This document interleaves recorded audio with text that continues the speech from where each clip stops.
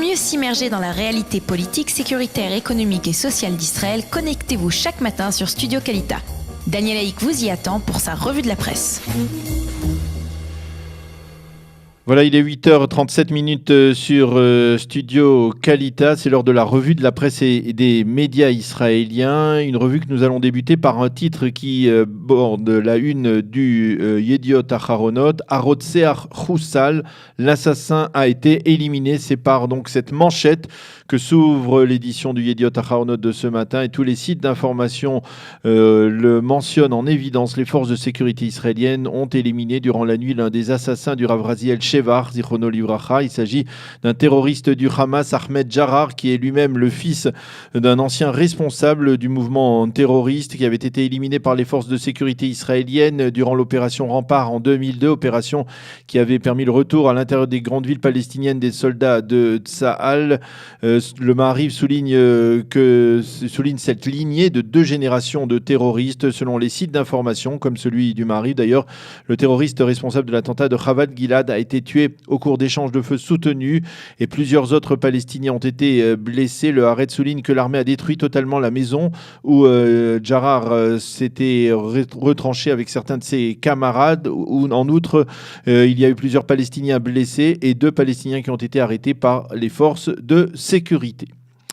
C'est le président américain Donald Trump lui-même qui a démenti durant la soirée les informations fournies quelques heures auparavant par le Premier ministre Binyamin Netanyahou, informations selon lesquelles l'ambassade des États-Unis en Israël sera passée de Tel Aviv à Jérusalem d'ici moins d'1 an. On ne sait pas ce qui a conduit M. Netanyahou à faire ce type de déclaration, mais Donald Trump lui a été catégorique. Nous n'avons pas les mêmes projets, les mêmes scénarios concernant le transfert de l'ambassade, a déclaré le président américain. En marge, les quotidiens annoncent l'arrivée en Israël du conseiller spécial de Donald Trump pour le Proche-Orient, Jason Greenblatt, et sa rencontre avec des représentants du quartet, le fameux quartet que l'on avait presque oublié et qui réapparaît dans une situation, on peut le dire, d'urgence, en particulier parce que les Américains n'ont plus de canal de discussion direct avec les Palestiniens depuis la déclaration de Donald Trump reconnaissant Jérusalem comme capitale d'Israël. Alors au cours de cette visite, Greenblatt tentera de convaincre les membres du quartet de la position américaine. Il expliquera cette position américaine et il préparera également la visite du vice-président américain Mike Pence en Israël, une visite qui se tiendra la semaine prochaine, les 22 et 23 janvier. Tous les médias israéliens reviennent également ce matin sur la nouvelle déclaration de Mahmoud Abbas selon laquelle Jérusalem sera, je cite, soit la porte de la paix, soit une ouverture vers la guerre. Dans un nouveau discours aigri prononcé cette fois au Caire dans le cadre de la Convention pour la sauvegarde de Jérusalem, Abbas a accusé Donald Trump d'avoir provoqué des millions de musulmans à travers le monde. À noter que le président égyptien Abdel Fattah al-Sisi n'a pas participé à cette réunion, apparemment, selon certains médias israéliens, afin de ne pas énerver le président américain. Dans le Haaretz, Rémi Chalev revient sur le discours d'Abbas de dimanche devant le Conseil national palestinien et dans un éditorial, il annonce, je cite, la mort du principe de 2 États pour 2 peuples et l'arrivée de ce qu'il appelle l'enfer de l'annexion israélienne des territoires.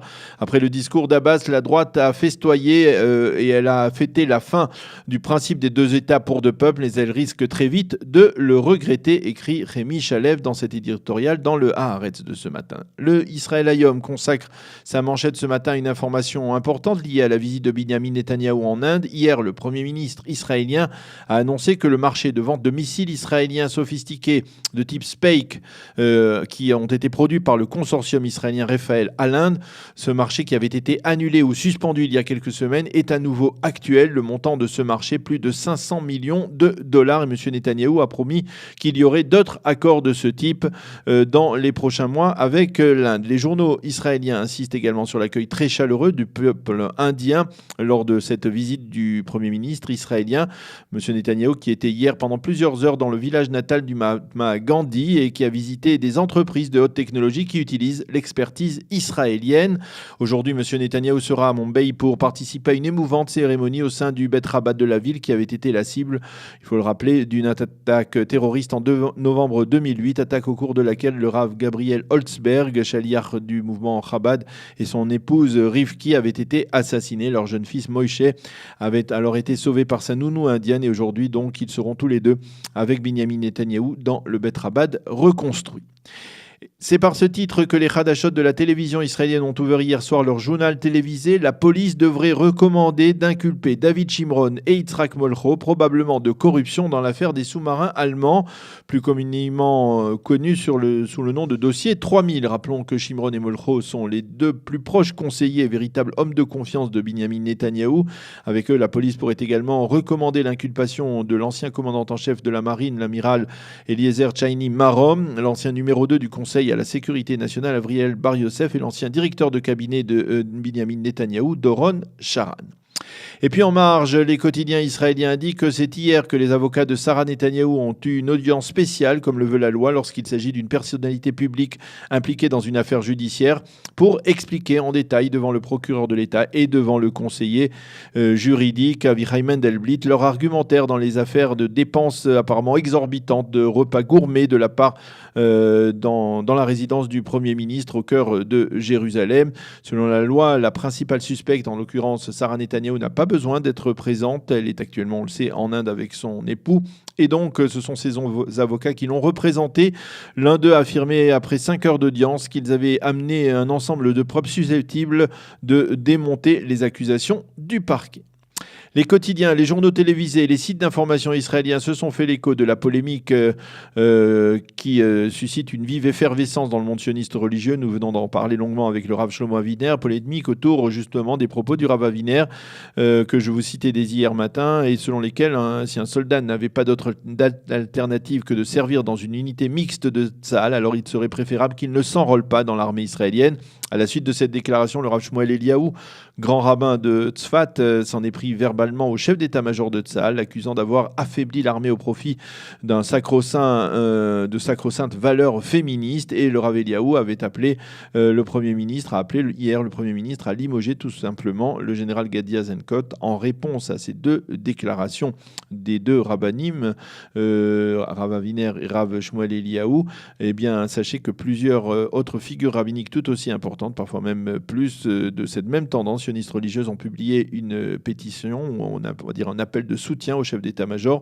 Au début de votre 4e année de mandat à la tête de Tzahal, nous souhaitons vous remercier pour tout ce que vous avez fait pour la sécurité d'Israël et pour le renforcement de Tzahal. Et en particulier, nous voudrions vous remercier pour les démarches que vous avez entreprises pour faire de Tzahal l'armée du peuple et pour permettre à tout soldat de servir sous les drapeaux conformément à sa foi. Nous sommes fiers d'éduquer nos enfants à s'enrôler dans Tzahal, en particulier dans les unités combattantes, ont affirmé dans cette lettre les rabbins Chaim Druckmann, qui est considéré comme le chef de file du mouvement sioniste religieux et Rosh Yeshiva des Yeshivot Bnei Akiva, ainsi que le Rav Eli Sadan, Rosh Yeshiva de la Yeshiva et de la Mechina d'Eli, ainsi que le Rav Yaakov Medan, qui est lui-même Rosh Yeshiva de la grande Yeshiva d'Alon Shvut dans le Gush Etzion. Cette polémique a été provoquée à l'origine par la nomination à la tête d'une escadrille de l'armée de l'air israélienne de Toli, une lieutenant-colonel, la première femme à occuper un tel poste. Le Yediot Aharonot nous parle d'une pétition signée par 35 intellectuels israéliens célèbres, tels qu'Amos O, David Grossman, Serouya Shalev et Aleph Bet Yoshua, une lettre adressée au gouvernement dans laquelle il demande à M. Netanyahou de ne pas expulser vers un pays africain tiers les réfugiés africains qui sont ici. Notre histoire se retourne dans sa tombe dans la tombe qu'on lui creuse aujourd'hui avec la décision du gouvernement d'expulser ces réfugiés, affirment ces intellectuels. À noter que plusieurs rabbins modérés de la mouvement sioniste religieuse se sont joints à cette pétition. Et puis nous terminerons cette revue de la presse israélienne par le Yediot Aharonot et par Chen Artzi Seror qui fait l'éloge de la fameuse série des Tzafrokaïm dont le 3e et dernier volet a été diffusé hier soir sur la première chaîne de télévision.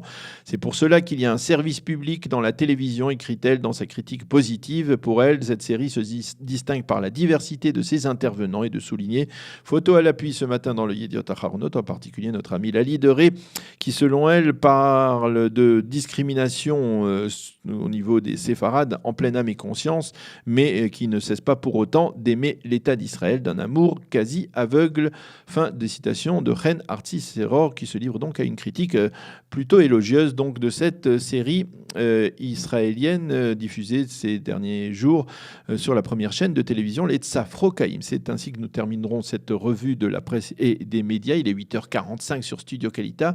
Nous nous marquons une pause et tout de suite après, on se retrouve avec notre invité, Ilan Abitbol, qui est œnologue. Nous parlerons avec lui de l'attrait des investisseurs français pour les vins israéliens. Cela peut paraître tout à fait surprenant, mais c'est vrai.